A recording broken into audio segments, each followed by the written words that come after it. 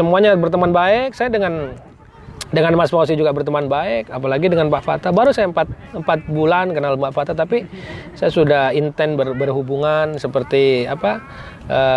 Kita banyak menyerap pengalaman dari beliau gitu seperti.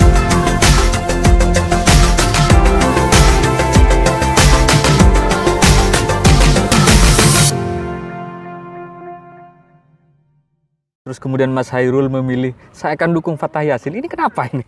Ya karena saya melihatnya begini ya, dalam konteks politik, dalam konteks saya kan tidak lepas dari politik ini harus punya dasar. Oke. Dasar itu bukan ideologi, tapi menurut saya itu dasar itu adalah keyakinan. Oke. Nah, keyakinan saya itu kebetulan saya itu punya keyakinan saya itu Islam gitu ya. Nabi itu tidak pernah bersikap abu-abu. Oke. Jadi Nabi itu kalau hak-hak, kalau batil-batil gitu. Jadi akhirnya saya itu bersikap gitu loh, bahwa Sumeneb ini butuh pemimpin yang memang ya, yang memang harus satu kapasitasnya mumpuni. Iya. Dan kualitasnya bagus. Itu maksudnya Fathah Yassin ya? Nah, saya itu kan berpikir, saya berpikir loh ini siapa di antara berapa calon ini. Saya bukan saya menafikan calon-calon lain, tapi saya mengkaji, merenung banyak itu. Akhirnya, oh iya orang ini bagus. Orang ini bagus di antara beberapa calon itu bagus. Loh kenapa? Karena kita memang kepengen kalau orang Sumeneb ini, orang Sumeneb yang ada di sini ini siapa yang tidak kepengen melihat Sumeneb itu maju. Oke. Saya juga kemarin berbincang-bincang dengan teman-teman pemuda itu. Kita harus bersyukur ada orang seperti ini, karena untuk terjun di pilkada itu memerlukan biaya yang sangat besar. Orang yang sudah punya pengalaman, punya pengalaman, cuman beliau itu kurang jaringan massa. Ayo kita bantu. Ayo bantu. Orang-orang ini baik yang mau mengeluarkan duitnya itu untuk pilkada ini, kita sudah bersyukur. Iya. Iya, kalau menurut saya. Betul, idealisme Mas Hairul tentang politik, pembangunan di Sumeneb seperti apa, Mas?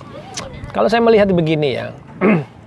Sumeneb ini perlu memang political will dan goodwill dari pemimpin-pemimpin kita. Karena ini untuk akselerasi Sumeneb yang lebih terencana, akselerasi Sumeneb yang lebih cepat, itu memang kita perlu itu gitu loh. Oke. Nah, sekarang kita pemimpin ini harus fokus. Leadership ini memang diperlukan betul. Karena kenapa? Kalau leadership itu tidak kuat, tidak kuat memikul tanggung jawab, tidak kuat memikirkan persoalan umat, itu akan berbahaya sekali.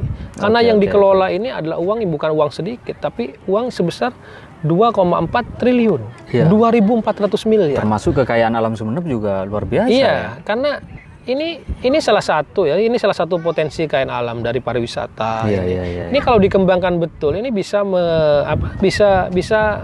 mengurangi pengangguran, bisa memeratakan pembangunan dan mempercepat akselerasi ekonomi di Sumeneb. Tapi ini kan seakan-akan ini saat ini kan masyarakat itu jangankan ini mengeluh.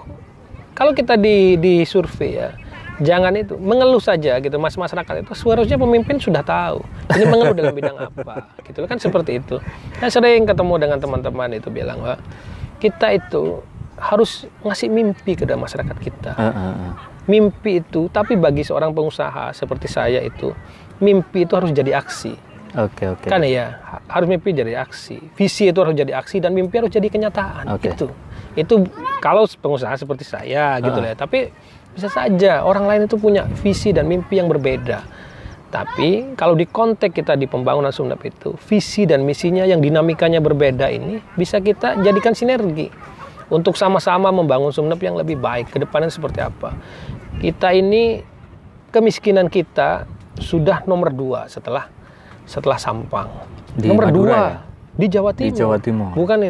Bukan tapi di Jawa Timur itu nomor 2. Nah, ini tugas berat pimpin kita ke depan. Ditambah dengan pandemi seperti sekarang, kita harus siap itu. Pemimpinnya itu bersusah payah. Kalau dulu itu kerja 24 jam mungkin ya, sekarang bisa ditambah bukan 24 jam lagi. Bisa-bisa 48 jam dia harus bekerja dan berpikir. Bangun tidur bagaimana, rakyat saya itu makan apa? Oke. Rakyat saya itu kerja apa? Sekarang ini musim apa? Gitu. Seperti itu.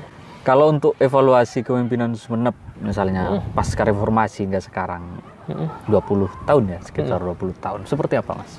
Saya sudah hampir mulai tahun 2006 sudah aktif di sini, saya buka usaha di sini. Menurut saya kepemimpinan Sumeneb ini kalau di bidang politik, alhamdulillah sejak Ki Ramdan itu meletakkan fondasi yang baik, Ki Busro sudah baik. Tapi sekarang ini waktunya kita sudah bergerak ke depan. Oke. Kalau saya lihat evaluasi itu, pemimpinan Ki Busro ini sudah baik. Tapi di bidang politik, di bidang ekonomi itu memang perlu banyak pembenahan. Terutama di bidang birokrasi itu banyak pembenahan. Perlu kehadiran pengusaha ya. Ya bukan termasuk Mas Hairul maksudnya. Bukan saya gitu loh kan, bukan saya. Ini kan memang diperlukan kepemimpinan yang kuat gitu, kepemimpinan yang kuat. Bisa saja itu lewat Wak Fattah, bisa saja dengan lewat yang lain gitu.